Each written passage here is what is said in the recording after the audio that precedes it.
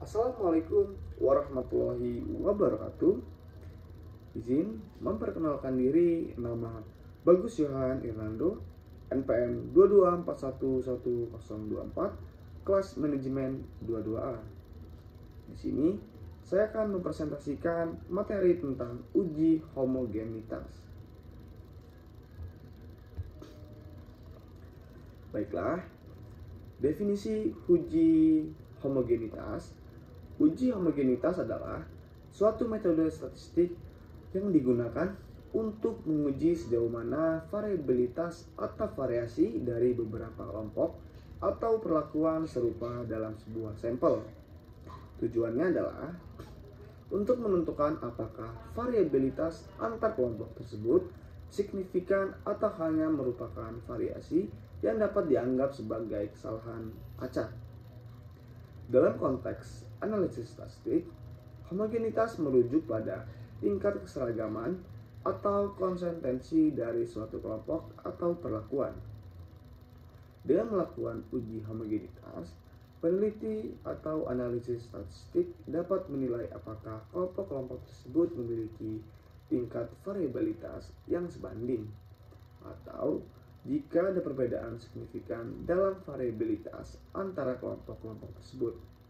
Beberapa uji homogenitas yang umum digunakan melibatkan perbandingan varian antar kelompok, seperti uji Leven, uji Bartlett, atau uji lainnya tergantung pada asumsi data dan jenis analisis yang dilakukan. Secara umum, hasil dari uji homogenitas dapat mempengaruhi pemilihan model statistik yang tepat atau metode analisis data yang sesuai.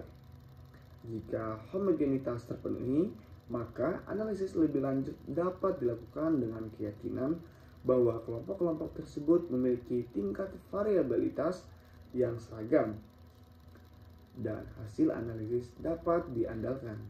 Jika homogenitas tidak terpenuhi, mungkin diperlukan modifikasi dalam pendekatan analisis atau pilihan model statistik. Oke, ini dia pentingnya homogenitas. Yang pertama ada analisis statistik. Dalam statistika, homogenitas varian homoskedastisitas adalah asumsi penting untuk banyak metode analisis parametrik seperti uji T dan analisis varians ANOVA. Jika variabilitas antar kelompok tidak seragam, hasil analisis bisa menjadi tidak valid dan kesimpulan yang diambil mungkin tidak akurat. Kedua, perbandingan yang adil. Dalam eksperimen atau studi perbandingan, homogenitas memastikan bahwa kelompok atau perlakuan yang dibandingkan memiliki karakteristik yang serupa. Ini penting agar perbandingan tersebut dapat dianggap adil dan hasilnya dapat diinterpretasikan dengan benar. Ketiga, keberlanjutan model. Dalam model statistik dan machine learning, homogenitas variabel membantu memastikan bahwa model yang dikembangkan dapat diterapkan dengan baik pada data baru.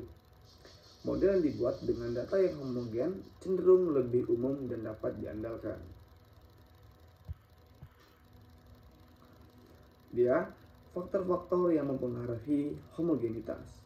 Yang pertama, ukuran sampel. Ukuran sampel yang kecil dapat menyebabkan fluktuasi yang signifikan dalam variabilitas, membuat homogenitas sulit dicapai. Dengan ukuran sampel yang lebih besar, variasi dapat lebih stabil.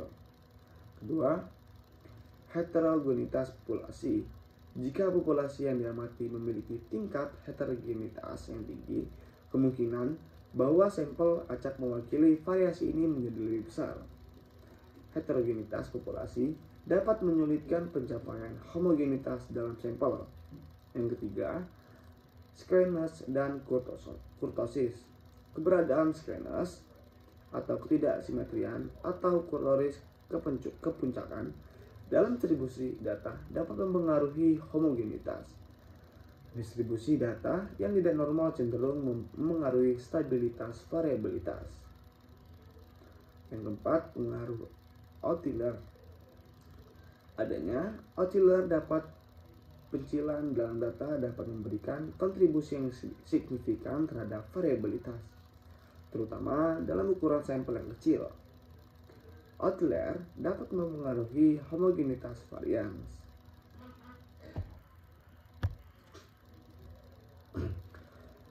Oke, slide selanjutnya, metode pengukuran homogenitas. Yang pertama ada uji Levin. Uji Levin digunakan untuk menguji homogenitas varians antar kelompok. Uji ini menilai apakah variabilitas antar kelompok atau perlakuan memiliki perbedaan yang signifikan. Yang kedua, uji Bartlett. Uji Bartlett juga digunakan untuk menguji homogenitas varians. Meskipun mirip dengan uji Levin, uji Bartlett memiliki kepekaan yang lebih baik terhadap distribusi yang tidak normal. Yang ketiga, uji Wagner-Kellen. Uji Wagner-Kellen adalah alternatif untuk menguji homogenitas varians. Uji ini merupakan opsi yang lebih kuat dalam menghadapi distribusi data yang tidak normal atau mengandung pencilan. Yang keempat, uji Cochrane. Uji Cochrane digunakan ketika ada lebih dari dua kelompok dan data bersifat kategorikal atau benar. Uji ini fokus perbandingan proporsi dan menguji homogenitas distribusi. Nah, selanjutnya, kendala dalam mencapai homogenitas. Heterogenitas alam populasi. Populasi yang diamati mungkin memiliki variasi alam yang tinggi. Jika variasi ini tidak dapat dikontrol atau dikurangi, mencapai homogenitas dalam sampel menjadi lebih sulit. Yang kedua, ukuran sampel yang kecil. Dalam sampel yang kecil, fluktuasi acak dapat memberikan kontribusi signifikan terhadap variasi. Ini dapat membantu untuk sulit menilai apakah variasi yang diamati adalah hasil dan fluktuasi acak atau perbedaan yang nyata. Yang ketiga, pengaruh pencilan atau outlier. Adanya pencilan dalam data mempengaruhi homogenitas varians. Pencilan dapat memberikan kontribusi besar terhadap variabilitas dan mengganggu analisis homogenitas. Yang keempat, asimetri dan kurtosis. Distribusi data yang tidak simetris atau memiliki kurtosis yang tinggi dapat mempengaruhi homogenitas. Asumsi homogenitas sering memerlukan distribusi data yang mendekati normal.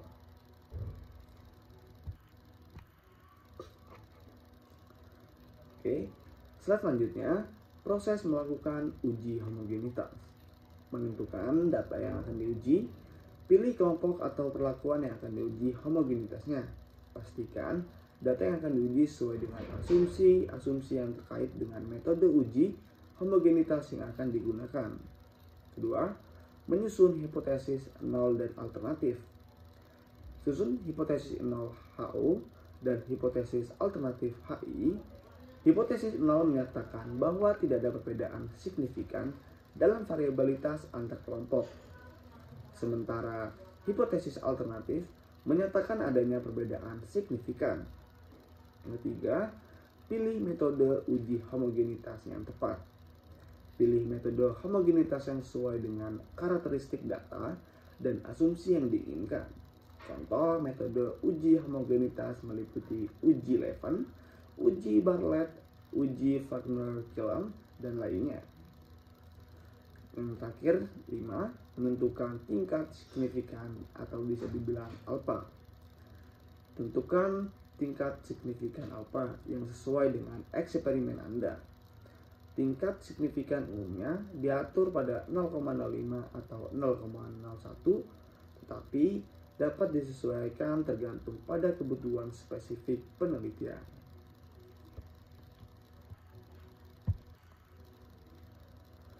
Sekian presentasi yang bisa saya jelaskan. Kurang lebihnya saya mohon maaf, pada Tuhan saya menampun. Sekian, wabillahi taufiq wal hidayah. Wassalamualaikum warahmatullahi wabarakatuh.